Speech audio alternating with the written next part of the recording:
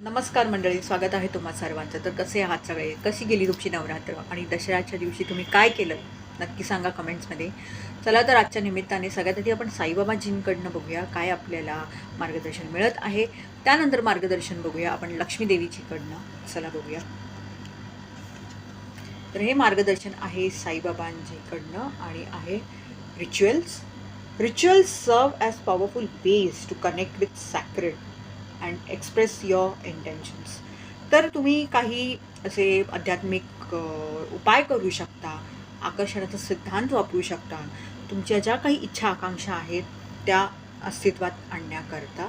आणि इथे हेच लिहिलेलं आहे की तुम्ही ज्या आध्यात्मिक किंवा जर तुम्ही लॉ ऑफ अट्रॅक्शन वगैरे वापरत असाल किंवा ते वापरण्यास सुरुवात केली ना, तर नक्कीच या ज्या दिव्य शक्ती आहेत, ब्रह्मांडाची शक्ती आहे, त्याच्याशी तुम्हाला जुडायला, त्याच्याशी तुम्ही कनेक्ट व्हायला तुम्हाला खूप मदत मिळते हेच सांगण्यात येत आहे. आणि जे काही तुमच्या इच्छा आकांक्षा आहेत त्यासुद्धा ह्या शक्तींना कळतात.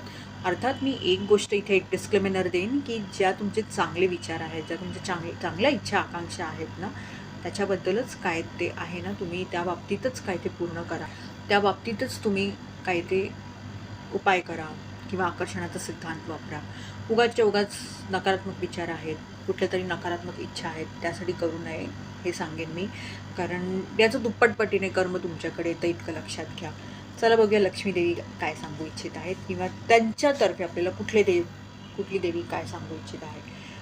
तर संदेश इथे आलेला आहे कामाची देवीकडनं, द डिझायरेबल वन. आणि हे सांगेन मंडळी की डिस्क्रिप्शन नक्की बघा, त्यात तुम्ही या देवीची प्रार्थना कशी करू शकता आणि अजून काय करू शकता ह्याचं एक मी संदर्भ देईन. आणि द डिझायरेबल वन हे पाहता मी हेच सांगेन की तुमच्या ज्या इच्छा आकांक्षा आहेत, जे तुम्हाला तुमचे स्वप्न पूर्ण करायचे आहेत, त्याच्यासाठी नक्की तुम्ही या देवीची प्रार्थना करू शकता. त्यासाठी मी खाली नक्की मंत्र वगैरे सगळं देईन, तर डिस्क्रिप्शन नक्की बघा. धन्यवाद.